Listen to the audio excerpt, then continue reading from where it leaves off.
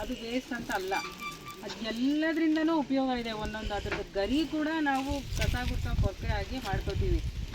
ಅದೇ ಥರ ಕಲ್ಪವೃಕ್ಷ ಎಷ್ಟು ಎಲ್ಲದರಲ್ಲೂ ಉಪಯೋಗ ಇದೆ, ಆ ಥರ ನಮ್ಮ ಧರ್ಮಸ್ಥಳ ಮತ್ತು ಅದನ್ನು ನಡೆಸ್ತಾ ಇರೋ ನಮ್ಮ ಹೆಗ್ಡೆಯವರು ಮತ್ತು ಅಮ್ಮ ಅವರು ಯಾಕೆ ಹೇಳ್ತೀವಿ ಅಂತಂದರೆ, ಪ್ರತಿಯೊಂದು ಅವರು ಆಡು ಮುಟ್ಟದ ಸೊಪ್ಪಿಲ್ಲ ಅಂತ ಗಾದೆ ಹೇಳ್ತಾರೆ.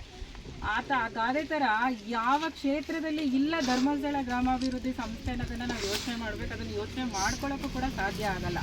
ಏಕೆಂದರೆ ಆ ಮಟ್ಟದಲ್ಲಿ ನಮ್ಮ ಧರ್ಮಸ್ಥಳ ಗ್ರಾಮಾಭಿವೃದ್ಧಿ ಸಂಸ್ಥೆ ಮುಂದೆ ಇದೆ ಎಲ್ಲದರಲ್ಲೂ. ನಾನು ಲಾಸ್ಟ್ ಟೈಮು ಕೂಡ ಮಾತಾಡಿದ್ದೀನಿ ಸರ್, ನೀವು ಯಾರೂ ಇರಲಿಲ್ಲ ಆವಾಗ. ನಮ್ಮ ಕೇಂದ್ರ ಸರ್ಕಾರ ಆಗಿರ್ಬೋದು, ರಾಜ್ಯ ಸರ್ಕಾರ ಆಗಿರ್ಬೋದು, ಆ ಸರ್ಕಾರಗಳು ಕೂಡ ಮಾಡದೇ ಇರೋಂಥ ಕೆಲಸಗಳನ್ನ ಕೆಲವು ನಮ್ಮ ಗ್ರಾಮಾಭಿವೃದ್ಧಿ ಸಂಸ್ಥೆ, ಧರ್ಮಸ್ಥಳ ಗ್ರಾಮಾಭಿವೃದ್ಧಿ ಸಂಸ್ಥೆ ಮಾಡಿದೆ.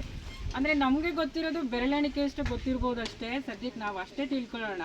ಆದರೆ ಅದರದ್ದು ಸಹಕಾರ ಮತ್ತು ಧನ ವಿನಿಯೋಗ ಆಗಿರ್ಬೋದು, ಪ್ರತಿಯೊಂದರಲ್ಲೂ ಎಲ್ಲದರಲ್ಲೂ ಅದು ಮಾಡ್ತಾ ಇರೋಂಥ ವೆಚ್ಚನ ನಾವು ಊಹಿಸ್ಕೊಳ್ಳೋಕ್ಕೆ ಸಾಧ್ಯ ಇಲ್ಲ. ಅದೂ ಯಾವುದೇ ಪ್ರತಿಫಲಾಪೇಕ್ಷೆ ಇಲ್ಲದೆ ಇರೋಂಥ ಸಂಸ್ಥೆ ಅಂತಂದರೆ ನಮ್ಮ ಧರ್ಮಸ್ಥಳ ಗ್ರಾಮಾಭಿವೃದ್ಧಿ ಸಂಸ್ಥೆ ಅಂತ ನಾವು ಹೆಮ್ಮೆಯಿಂದ ಹೇಳ್ಕೊಬೋದು. ಅದು ನಮ್ಮ ಕರ್ನಾಟಕದಲ್ಲಿರೋದು ನಮ್ಮ ಪುಣ್ಯ ಕೂಡ ಅಂತಲೂ ಹೇಳ್ಬೋದು ನಾವು. ಇನ್ನು ನಮ್ಮ ಕೆರೆ ವಿಚಾರಕ್ಕೆ ಬಂದರೆ, ಇದು 915ನೇ ಕೆರೆ ಅಂತ ನಮ್ಮ ಶಿವಶಂಕರ್ ಅವರು ನನಗೆ ಇನ್ವಿಟೇಷನ್ ಕೊಟ್ಟಾಗಲೇ ನನಗೆ ಗೊತ್ತಾಗಿದ್ದು. ಮತ್ತು ಅದನ್ನು ನೋಡ್ಬಿಟ್ಟು ನನಗೆ ತುಂಬ ಖುಷಿ ಕೂಡ ಆಯಿತು. ಅದರಲ್ಲಿ ನಮ್ಮ ಕೆರೆನೂ ಕೂಡ ಸೇರಿದೆ ಅಂತ ಅಂದ್ಬಿಟ್ಟು ಖುಷಿ ಆಯಿತು.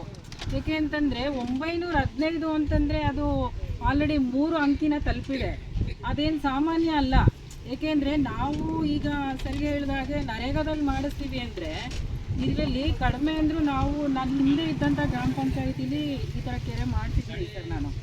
ಅದು ಪೂರ್ತಿ ನಾವು ನರೇಗಾದಲ್ಲೇ ಬಳಸ್ಕೊಂಡಿದ್ದು ದುಡ್ಡು 15 ಲಕ್ಷ ರೂಪಾಯಿ ಅಷ್ಟು ನಾವು ಖರ್ಚು ಮಾಡಿದ್ವಿ ಅದಕ್ಕೆ, ಪಿಚ್ಚಿಂಗು ಸೇರಿಸಿ. ಏಕೆ ಅಂತಂದರೆ ನಮ್ಮ ನರೇಗಾದಲ್ಲಿ ಏನಿದೆ, ವೇಜಸ್ ಕೂಲಿ ಮತ್ತು ಸಾಮಗ್ರಿ ಎರಡೂ ಬರುತ್ತೆ. ಅದರಲ್ಲಿ ಬರೀ ಸಾಮಗ್ರಿನ ಖರ್ಚು ಮಾಡೋಕ್ಕೆ ನರೇಗಾದಲ್ಲಿ ಪ್ರಾವಿಷನ್ ಇಲ್ಲ ನಮಗೆ.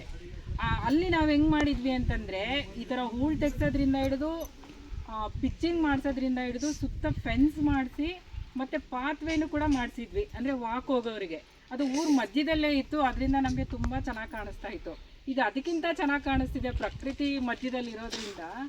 ಆದರೆ ನಾವು ಈಗ ಅವರು ಹೇಳ್ದಂಗೆ ಇದನ್ನು ಮಾಡೋದಕ್ಕಿಂತ ಹೆಚ್ಚಾಗಿ ನಾವು ಅದನ್ನು ಯಾವ ರೀತಿ ಉಳಿಸ್ಕೋತೀವಿ ಅನ್ನೋದು ತುಂಬ ಇಂಪಾರ್ಟೆಂಟ್ ಆಗುತ್ತೆ. ಅದಕ್ಕೋಸ್ಕರ ನಾನು ಇಲ್ಲಿರೋ ಅಷ್ಟು ದಿನ ನಾನು ಭರವಸೆ ಅಂತ ಹೇಳಲ್ಲ ಸರ್, ನಾನು ಪ್ರಾಮಾಣಿಕವಾಗಿ ಪ್ರಯತ್ನ ಪಡ್ತೀನಿ ಈ ಕೆರೆನ ನಾವು